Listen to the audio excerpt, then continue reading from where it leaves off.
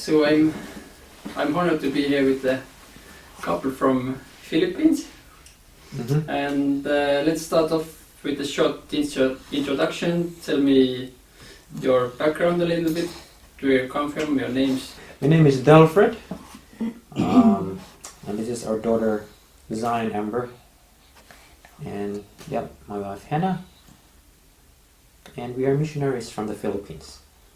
I am a theology graduate, so I'm a minister, pastor by profession, and Hannah is a registered nurse. Yep, she is. And we've been serving in the missionary work for the last 12 or 13 years now, in different countries. Hannah. Yeah, first when you were single, you went to South Korea. Yeah, I did. I was in South Korea. Interesting one. And then first you went to Australia and then you came back. We got married. And then we both went back to Australia and then to New Zealand. And then we went back for a few months in the Philippines to have a bit of a recharge. And then we moved to Thailand. You ended up in Estonia, so how did it happen? What did it take? It was a very interesting story, really. I mean, of all the places we've been to, none of them sort of that we chose, we want to go there. After, when we were in Thailand, we just sent resumes around. Yeah, for the last, I don't know how many years, 12 or 13 years now, we just sent resumes around. Every year, almost every month really, we would send our hundreds of applications, literally, in all the conferences around, missionary organization, everywhere. And then out of nowhere, just, Evo replied and they said, oh, yep, we need 2 missionaries for our center of influence. So that's how we ended up here. Actually, we came down to 3.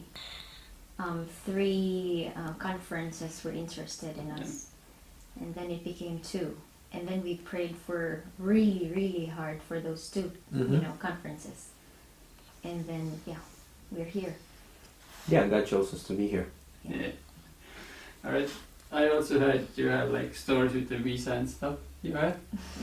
Yeah, I think it was very tricky because in Thailand there is no what we call embassy. They have an embassy. No, they don't have an Estonian embassy.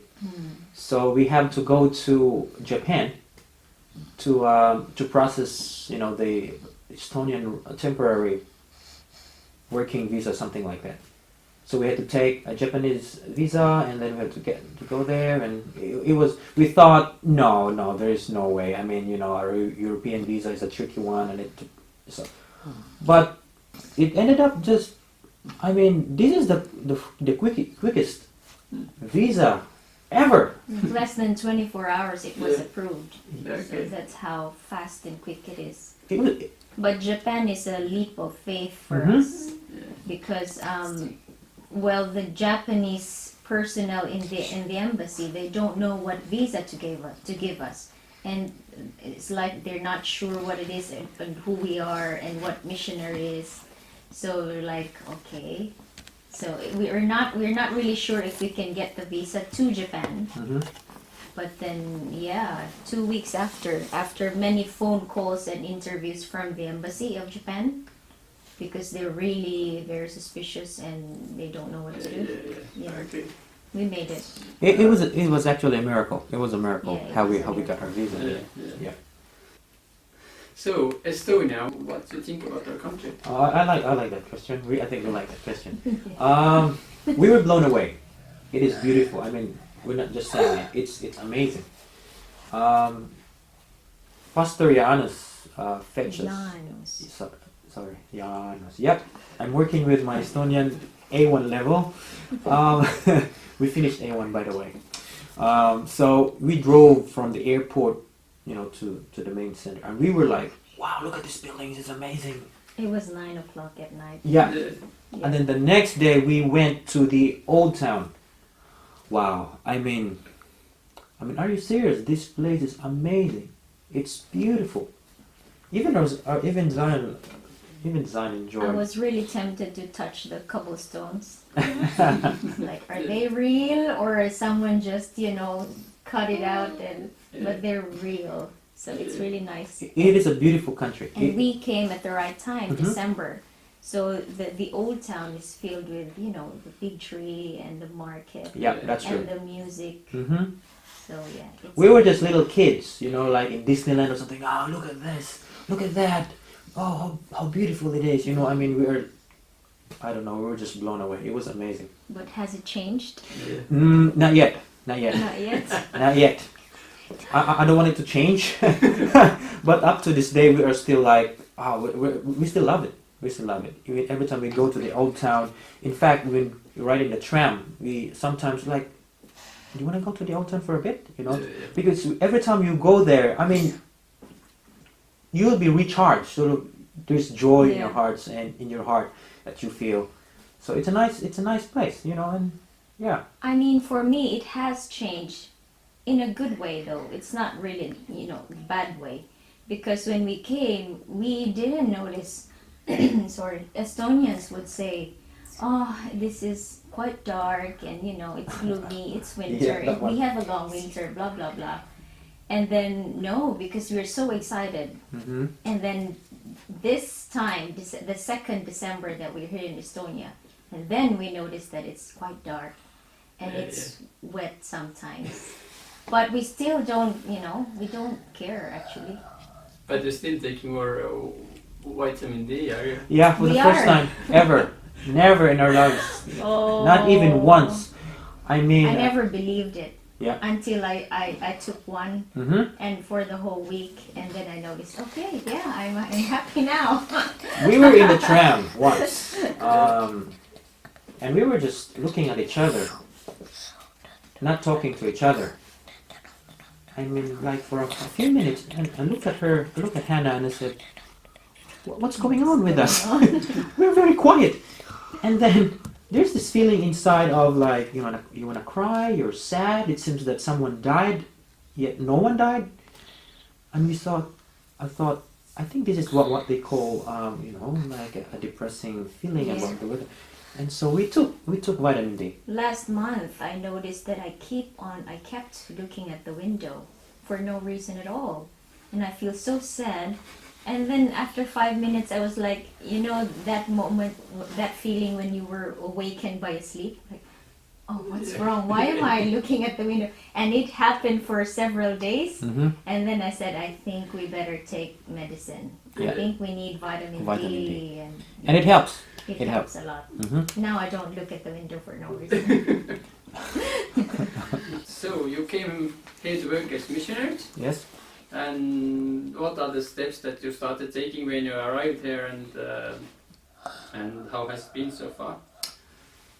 For the first few days, we've noticed that people are shocked when you say hi. I mean, the first day we were in the bus, and we started our missionary work. Like, we're gonna talk to people, and we're gonna make friends with them. And then the first person I was standing with next to me, and I'm like, "Hi," and he was like, I said, "Me?" And he said, "Yep, you." I said, "What's wrong?" And I said, "No, nothing's wrong. I'm just saying hi." And so we thought that, oh dear, people here are kind of very, very shy. And we realized that when we try to talk about religious things, they try to shun away from it, and they You're try very suspicious. suspicious, and it's like, "Oh, thank you very much." And so we thought we had to think of creative ways and how to bring these people in. And so we haven't stopped yet, but the first few days, oh dear, we were straight there in the old town, in the bus, in the tram, talking to people, and most of the times it doesn't work, and it's more of like, "Hi, hello, where are you from?" But yeah, we try to find ways, especially in the grocery stores. Mm-hmm. We thought, and we realized that Estonians are very, very warm and friendly people, and this is we're saying it honestly, and they're very helpful people as well. And so every time we ask for directions, and they're always willing to help. And it always opens up a conversation.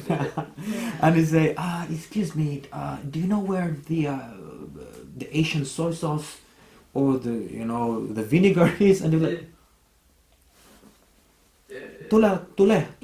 At first we didn't understand what tule is or something. I thought it's come because of the thing. Yeah. And so we followed her. It's like, where are you from? And I said, we're from the Philippines. And they said, what are you doing here? Yeah.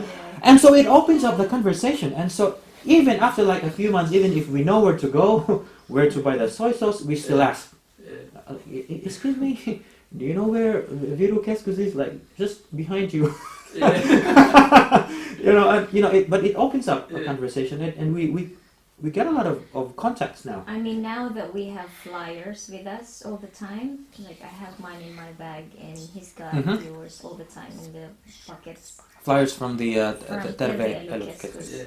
And then, when we get the chance to talk to people, even for a short time, then we give them.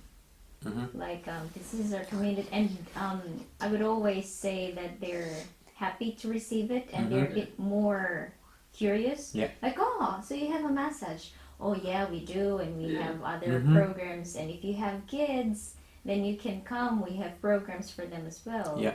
Every Thursday. So, yeah. And this led us to most of our contacts now, actually, on Facebook, especially the internationals. We found them on the streets. Yeah. I mean, not like they're begging or something. I mean, in the tram, in the shopping malls, and in fact, the Filipino community here, it started with one lady. We were just in Ula Miste, Yep, the mall there, and we've been looking for Filipinos around. And excuse me, from the Philippines? I said, yep.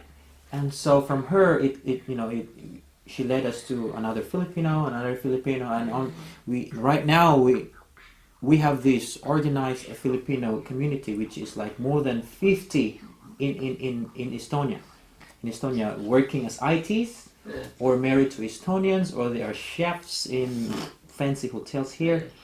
And we realized that they don't have a regular, what we call Filipino community. Yeah, it's not an organized one. So we thought, why don't we organize it properly? So we have regular activities. So we have now regular gatherings and potlucks and New Year and Christmas party. So it was a very slow start. Hard. It's very hard. But God has been so good to us. And right now we're still doing His work. The same thing. We go to the streets and So tell me, where you live and go on from there to Terve. What are you doing there? What's your role in it? Oh, actually, it's very handy because we live on the second floor, and then we come down, and then even at night we come here and check everything, and we clean it up and all sorts of things. So it's very handy, and we are very close to the tram and the train and the bus. So wherever we go, it's pretty much very close to the transportation. And Hannah works. You work in the shop. I work in the shop. Yes. Almost every day. Okay. And every time she comes home, she would share a lot of stories. It's not just a shop. It's just a tool. How to get to know people. Yeah. And she's got a lot of friends already that comes regularly. When I work, I usually pray first. When I come down, I should, read something just to meditate, and then I pray. And I'm very specific with my prayer. Like, Lord, please give us customers that will buy our stuff, that can support the center, and then customers that we can care for them. So actually, when customers come, I would appreciate them, like truly, honestly, from my heart. So when people come in, I appreciate them, like, oh, I like your bag, and then it started from there. Usually they know how to speak English. They're just shy. Yeah. And then now we have regular customers in the shop. And then I also have two special friends. They come. One is a teenager. Like, her mom is a Christian. And her mom never came to the shop, but she saw this one. And she said, she told her daughter, she said, you should go to that shop, because I think it's a beautiful place. And then it started from there. We became friends, and she would say, I don't know why I'm comfortable talking to you about my private life. And I told her, I also don't know why I'm comfortable with you, because you're a teenager and I'm not. Yeah. But we clicked, and she comes regularly. And then we even invited her for the concert here, first Christmas concert in Terve Lucescus, and she sang. And her mom came, and fortunately her mom was so happy. And then there's one lady also, she came, and then we have coffee usually on Thursdays. And we just talk about life, you know. Yeah. Who wouldn't want to talk about life and everything interesting? So yeah, that's how we do it. We just appreciate them, and they keep coming back. And we also organize some creative ways, like the cooking shows, international cooking shows, and things like that. In fact, we have a few cooking shows already, and it brings people together. We were shocked. We thought, maybe if 10 people come, that would be fine. But then the first one, there were 27. Yeah. And then the second one, we thought maybe 30 would come. There were 60 people who came. And so we thought, we keep on doing this. And it's very, very friendly, it food brings people together. Yes, yeah, And yeah. so and people love it, like, oh, when are you going to do it next? And of course, these people we've invited, they were able to chat with our church members as well, and our friends. And after the cooking show, they were making friends with each other, and said, "This is why we're here for, This is why we're here for." And of course, this context, the people who came, they're just a lot of them are not strangers. Most of them, or a lot of them, actually are our contacts that we spent time with outside. It's a bit expensive because we bring them to a restaurant, and we bring them home for food, or we go to their place and eat, But that's that is a missionary work, Sometimes That's what we're here for. Mhm. Yeah. You have to sacrifice. Sometimes it includes money too, which don't have a lot. But if it works that way, why not? So we are very happy with what we're doing here, and it's not finished yet, but we're still going. And I hope that in the next few months there will be more activities that we can think of. We're planning of a lot more, like a game night here. It's like not once a month, but I think every week. That would still bring people together, and maybe some more activities that we can do. And we also use the center for again, a Filipino community. And when they come, last Christmas celebration, we had it here.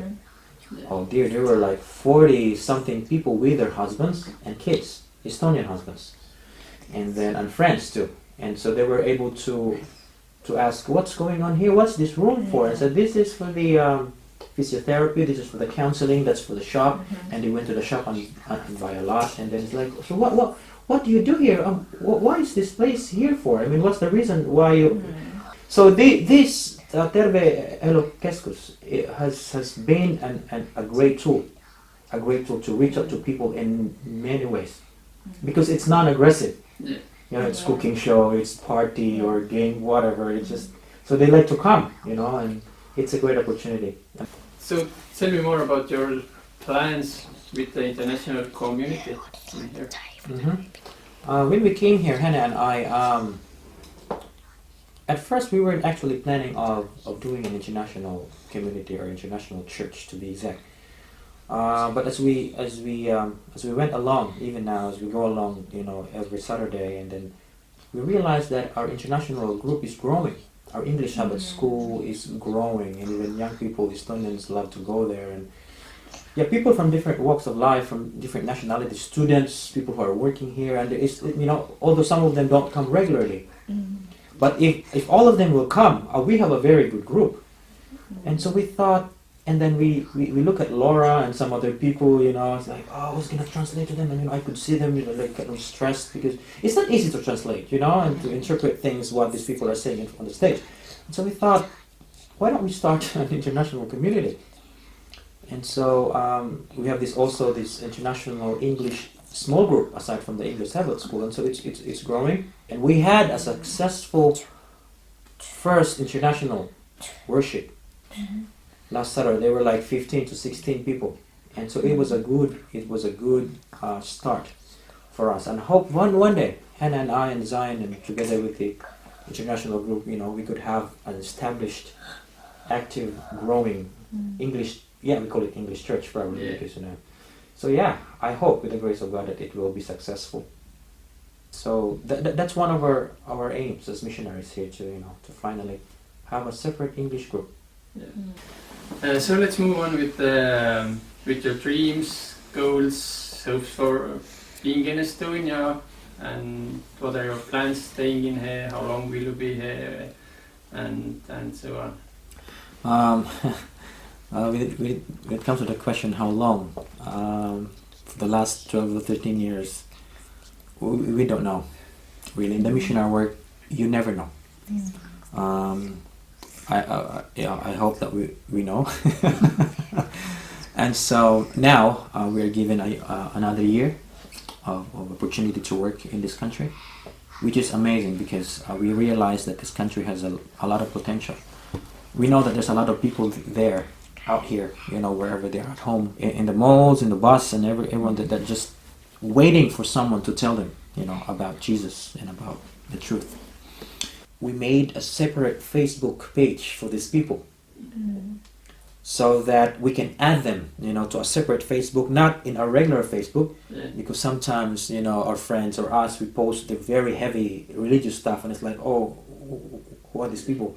They're like cults or something, and so not to be aggressive, so that it's a more friendly Facebook. So we add them differently to our Facebook, and that's when we communicated to them every day. It's like, hi, hello, and we make friends. That's where we're like, you want to eat out tomorrow or something like that. And so that's our goal every day, when we go out. And of course now we have contacts on Facebook that we try to keep in touch with all the time. And so our goal is hopefully that one day, there will be more international Adventists, not just Estonians. We can have Bible studies. We can have Bible studies with them, because every time, we ask people if they're, if they want to know Jesus more. It's just slow. Everything here is a little bit, it takes time. It takes time, like friendship or relationship. It takes time. It's not bad. It's a cultural thing. Even internationals are adapted to it. It takes time. So we thought, hopefully one day, that we can have more friends that we can go to church with and start, worshiping with them as brothers and sisters in Christ. So at the moment, we really need, prayers. We definitely need it so much.